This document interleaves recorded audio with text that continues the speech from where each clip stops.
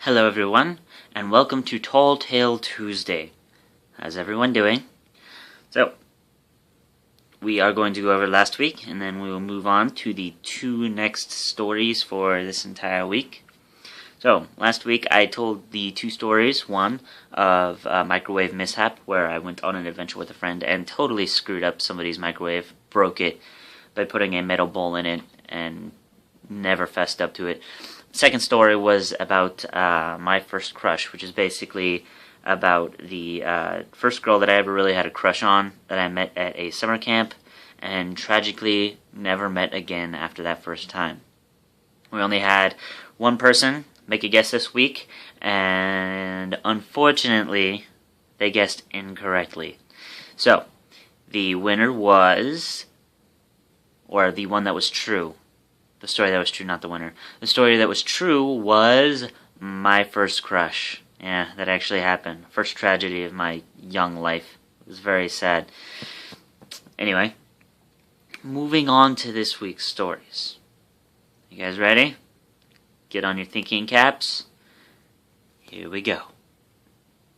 Okay, this first story involves a slight form of robbery, although it was kind of unintended.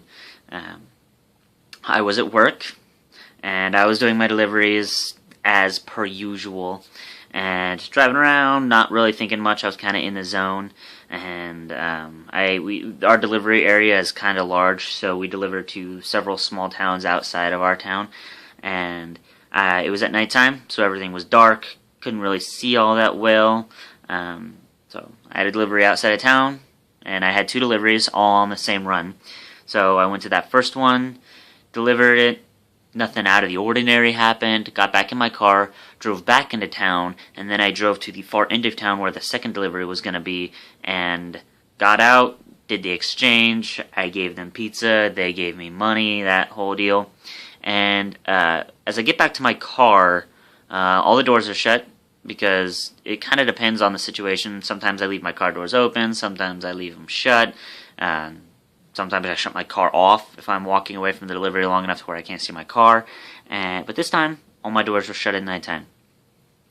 So I go to my back door, passenger side, open the door, throw the pizza bag in, close the door, go to the front door, open the front door, and to my shock and surprise, something dark darts out in between my legs from inside my car and runs off, and about 10 feet away, standing a black cat that had been in my car.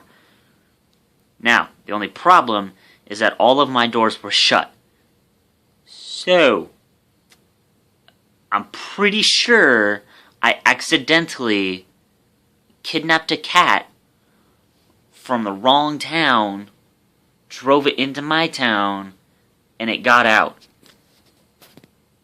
And I also have reason to believe that this is true because when the cat got out, it was kind of looking around, confused, like it didn't really know where it was at. And I feel really bad because I definitely, first of all, I didn't know if I had kidnapped it and brought it into a different town or if I was just imagining it.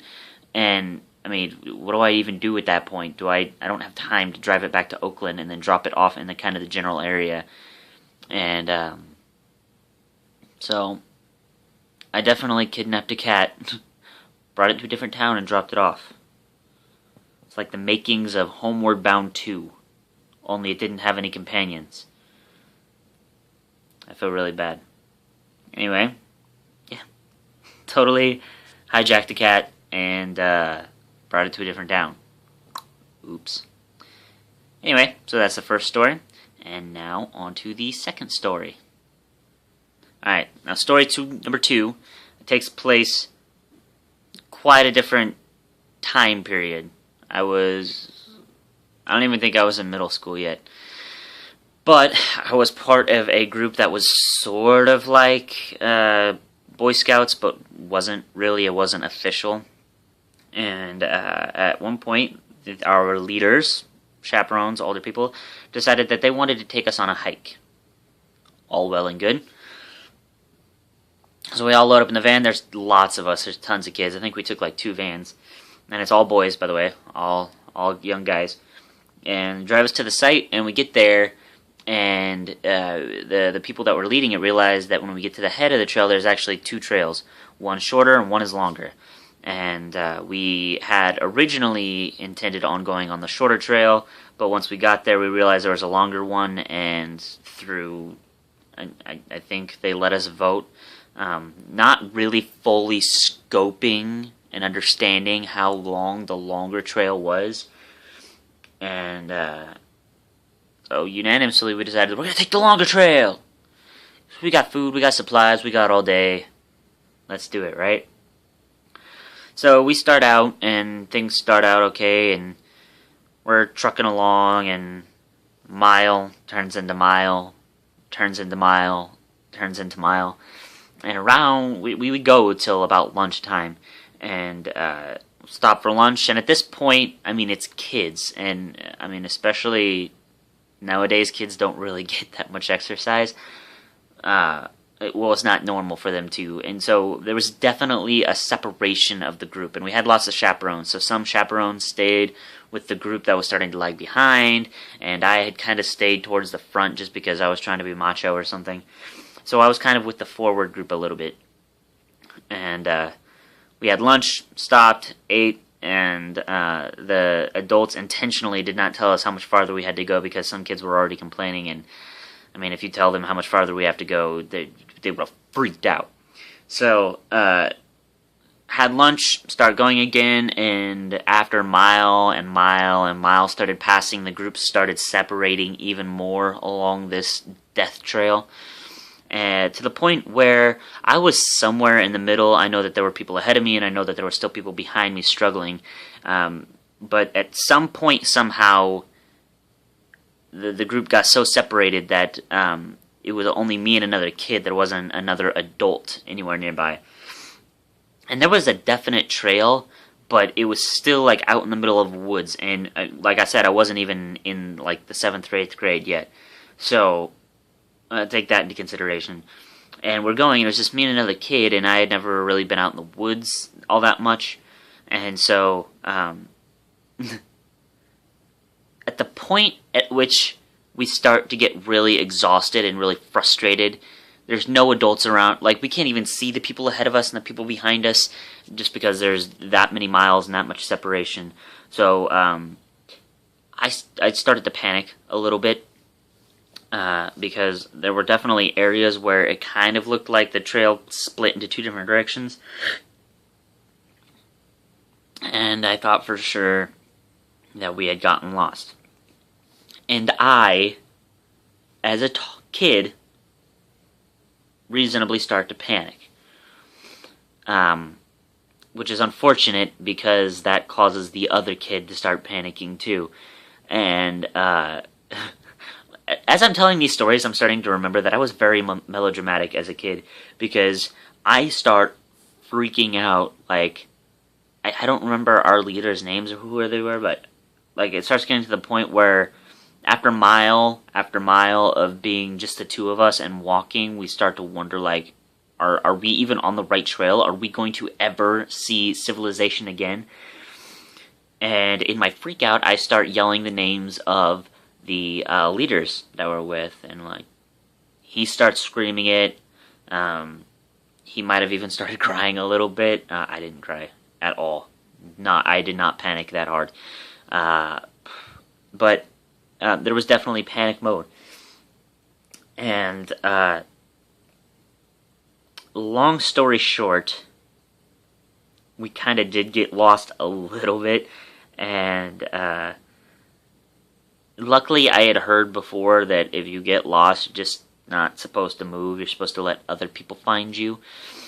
And so we got to a point where we got to another fork in the road, and we weren't really sure where to go.